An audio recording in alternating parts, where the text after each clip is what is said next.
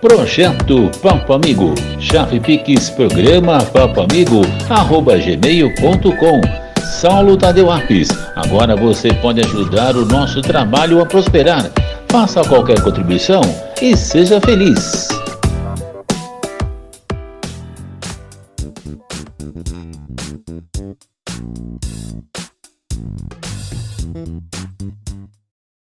Eu sempre fui de ler muito, né? Então assim, eu comecei Google, procurar, pensei, tem algo de errado, o que está acontecendo? Até chegar na síndrome. Eu lembro que eu sempre fui oral, né? Então eu gosto de falar, gente. Eu falo mesmo, se eu tô sentindo alguma coisa, eu tenho que falar, eu tenho que colocar pra fora. E eu lembro que eu chegava pros meus líderes e eu falava, gente, eu não tô aguentando, eu tô sobrecarregada. E eles não acreditavam, porque eu sempre dei conta, porque a gente entrega. Não é que a gente não faz, a gente faz. Essa é a questão, a gente faz, a gente entrega. E depois, quando eu fui afastada, eu descobri que o meu apelido era Trator.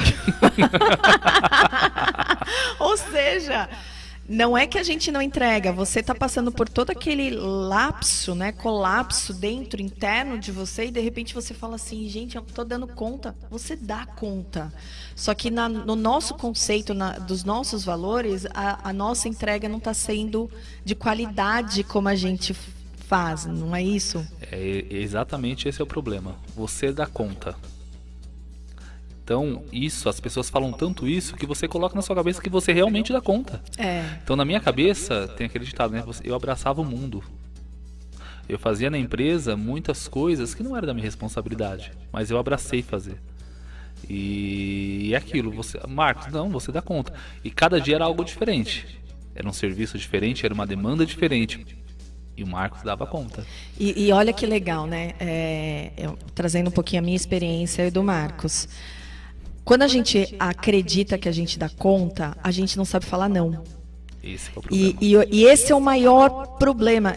Quem acompanha aqui a rádio de segunda-feira, eu sempre falo sobre a palavrinha falar não.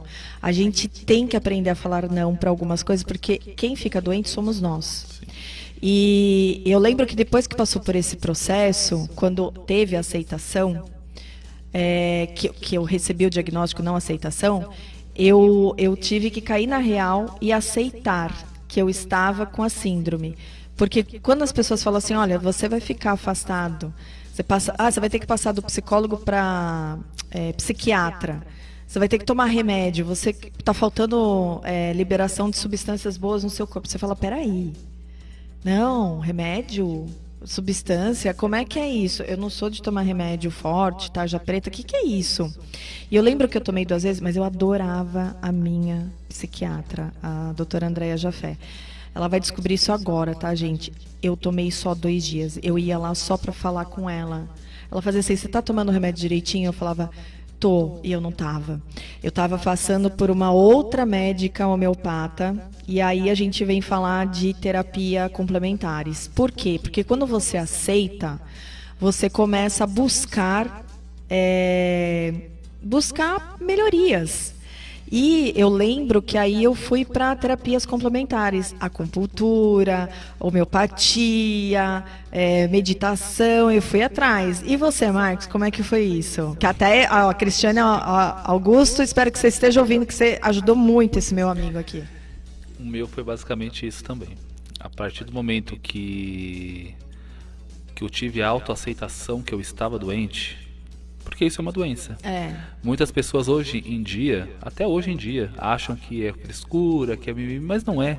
É realmente uma doença.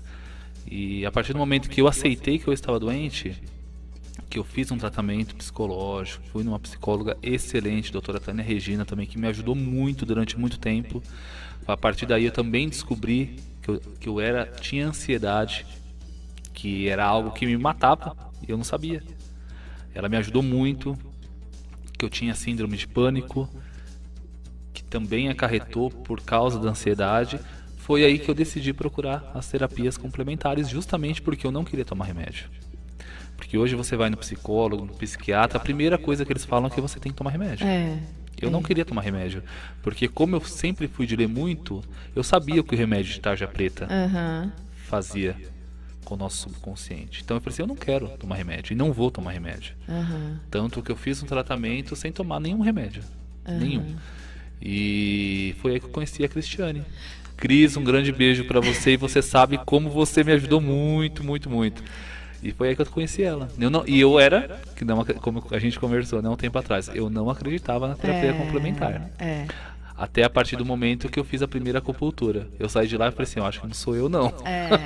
E é maravilhoso porque, assim, a gente... eu quero deixar até uma coisa bem clara aqui, tá? Muitas pessoas precisam tomar o remédio. Por quê? Porque ainda não chegou a gente, no nosso caso, não chegou no agudo. Sim. Quando você chega no agudo e a síndrome, o que acontece? Antigamente, pelo menos na minha época do Marcos, ela não era considerada patologia. Do ano passado para cá, ela é uma patologia. Então, assim, é uma doença e ela pode ser agravada. Se você não aceita, não vai buscar ajuda, ela vira o agudo. E aí, o agudo, você não tem como fugir da medicação. Não tem como. Sim. Você vai ter que tomar. Por quê? Porque é o nosso corpo que está alterado e essa substância, ela precisa entrar no equilíbrio. E só através do remédio. A síndrome, ela tem uma ponte, quando ela chega no agudo, muito rápida para a depressão. E a depressão, a partir do momento que você entra na depressão, a gente traz outros assuntos mais para frente sobre isso. Mas o que eu quero falar aqui que é legal, de tudo isso que a gente passa, a gente tem que tomar uma decisão. Se a gente quer permanecer assim ou se a gente quer sair. E isso que o Marcos fez brilhantemente, lógico, com todas as terapias complementares, através de decisões, ele fez uma limpeza na vida dele. E no que vocês estão falando agora, olha que loucura, né? A questão da sincronicidade. Isso não foi combinado, tá, gente? A Paula caiu exatamente na essência do tema hoje. Motivação e superação. Qual a diferença? Uma coisa é você estar motivado, outra coisa é você superar aquilo que precisa ser superado. Então, a pergunta que eu faço aqui, não é uma pergunta, é uma reflexão. Na opinião de vocês, qual seria a diferença entre motivação e superação? Na opinião de vocês, qual seria?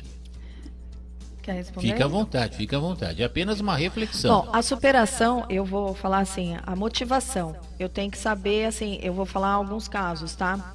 Motivação, eu tenho que ter um propósito. Alguns são, é o meu filho, eu preciso cuidar da minha saúde, você tem que ter um propósito. Então, você tem que ter uma motivação para você fazer isso. A superação, ela vem através de uma decisão. Então, você tomou uma decisão, então você vai superar isso de alguma forma. Só que você tem que ter, por isso que a gente fala muito aqui sobre autoconhecimento e autoliderança. Por quê? Você tem que tomar uma decisão, mas você tem que se autoliderar para se manter firme, para você superar. Você entende dessa forma, Marcos? Também entendo dessa forma.